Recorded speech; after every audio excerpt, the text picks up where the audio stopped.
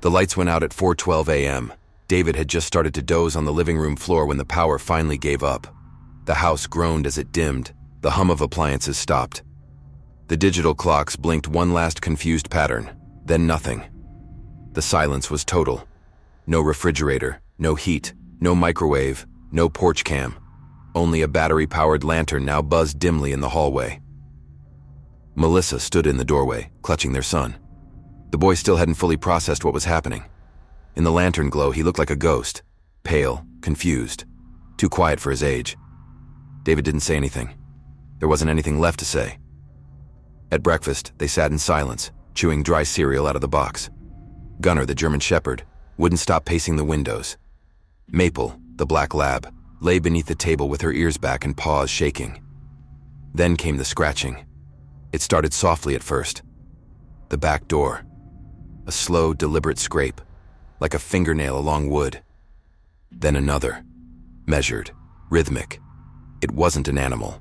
David stood frozen. He stared at the door.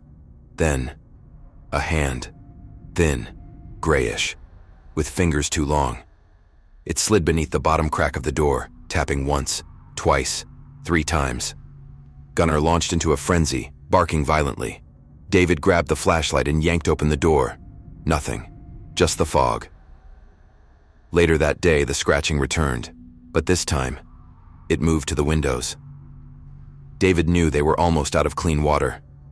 The tap had started running brown the day before. Food was getting low. The boy needed something other than stale cereal. So David made a choice. He grabbed a flashlight, a folding knife, and a backpack, and stepped into the fog. Melissa didn't argue, but she stood at the door with both dogs, their hackles raised, as he disappeared down the street. The fog was worse outside. Thicker. It muffled sound like a blanket. David moved slow, keeping the beam low. Every crack of a branch or crunch of gravel made his heart hammer. He passed an empty car, doors open, headlights dead, seats still warm with ghostly impressions. The first gas station he reached was torn apart. The glass door was shattered. Inside, every mirror was broken. Slivers of reflection still clung to the corners of the walls like spiderwebs. The shelves were half looted. He grabbed bottled water, protein bars, a flashlight battery pack, and taped to the back of a freezer door was a yellowed sheet of paper. Don't look at them. They know when you see. David didn't look in the freezer. At home, Melissa sat in the hallway with her son and a shotgun. Gunnar sat pressed against her thigh, his eyes locked on the front window. Maple had urinated in the corner earlier, too afraid to leave the boy's side. Melissa had looked through the curtain. Once. She saw something moving fast across the street. Long legs, bent backwards, like a puppet on tangled strings. The shape had stopped, turned, looked directly at her. She didn't look again. David returned hours later, clothes damp from fog, breath shaky. Gunnar barked once as he entered, but not at him. At the fog behind him. That night they barely spoke.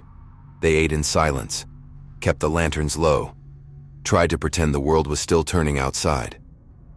Melissa fell asleep on the couch, one arm over the boy. David stayed up. At some point in the night, he passed out too. They didn't hear anything. They didn't dream.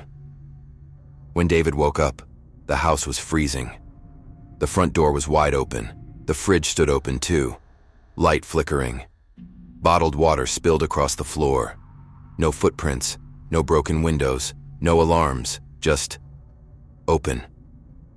David slowly closed the door, locked it, bolted it. The fog outside had thickened again, and now it knew the way in.